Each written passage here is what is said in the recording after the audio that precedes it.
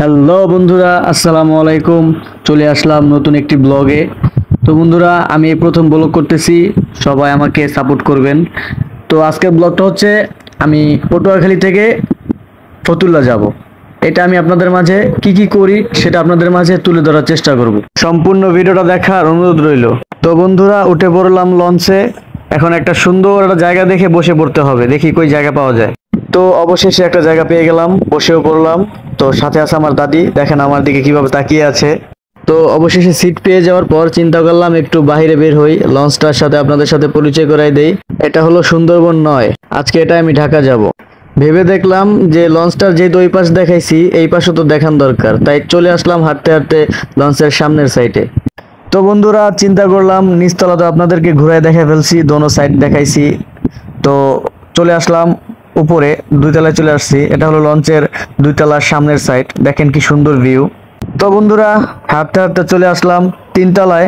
তো দেখতেই পাচ্ছেন এগুলো হলো কেবিন, যদি কারো কেবিন দরকার হয় তাহলে তিন তলায় বা দোতলায় কেবিন আছে। তো চলে আসলাম তিন তলায়, এখানে কেরানিরা যেখানে বসে আপনার লঞ্চটা কন্ট্রোল করে, লঞ্চটা চালায়, সেখানে চলে আসছি। সামনের সাইডে যাইতে দেয় না। তো দেখলাম যে দুইটা ছেলে দাঁড়ায় আছে, তার মানে চিন্তা করলাম আমিও যাই, কিছু বলবো না। তাই দড়ি করে আমিও চলে গেলাম।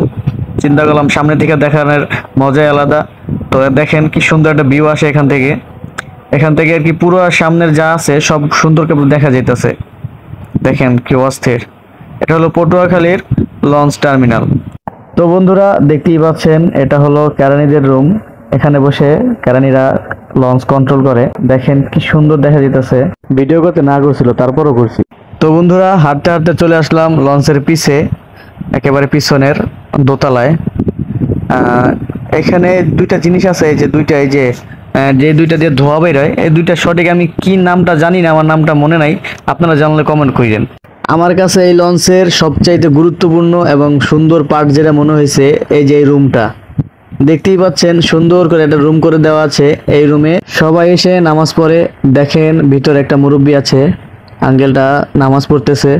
তো এই বিষয়টা খুব ভালো লাগছে আমার কাছে, যে লঞ্চেও মসজিদ করে দেওয়া হয়েছে। তো বন্ধুরা, আমাদের লঞ্চটি অবশেষে ছেড়ে দিল। আমরা এখন ঢাকার উদ্দেশ্যে রওনা হয়ে গেলাম। লঞ্চটি ছেড়ে দিছে, দেখতে পাচ্ছেন আপনারা। তো বাই বাই পটুয়াখালী, আবার দেখা হবে কখনো। তো দেখতেই পাচ্ছেন নদীর সাইডে অনেক মানুষ দাঁড়ায় আছে। মনে হইতেছে আমাদেরকে চিনে, এমন ভাবে টাটা দিছে, মানে আমাদেরকে টাটা দিতেছে, মনে হইতেছে আমাদেরকে চিনে অনেক দিন যাবত। ওই যে দেখেন মানুষগুলো আমাদেরকে দাঁড়ায় দাঁড়ায় টাটা দিতেছে।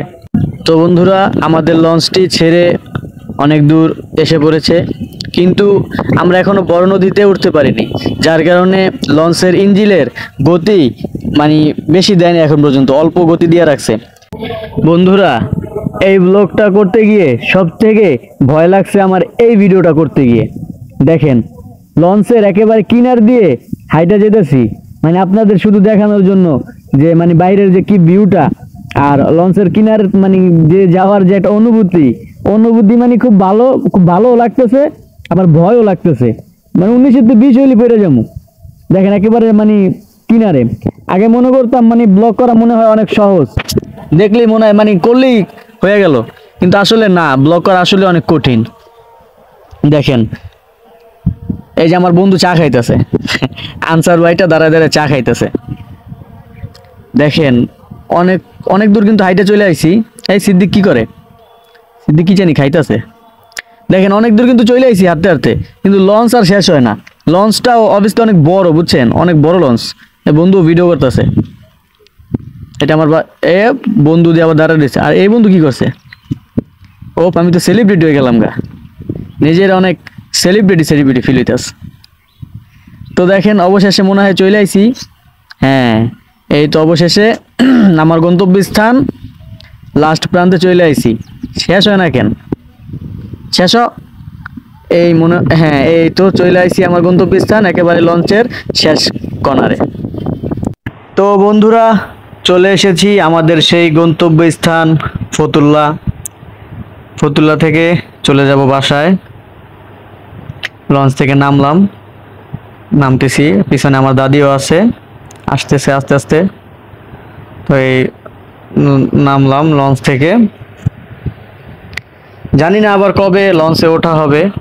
তো তবে লঞ্চ ভ্রমণের মতো শান্তি আর কোনো কিছুতে হতে পারে না।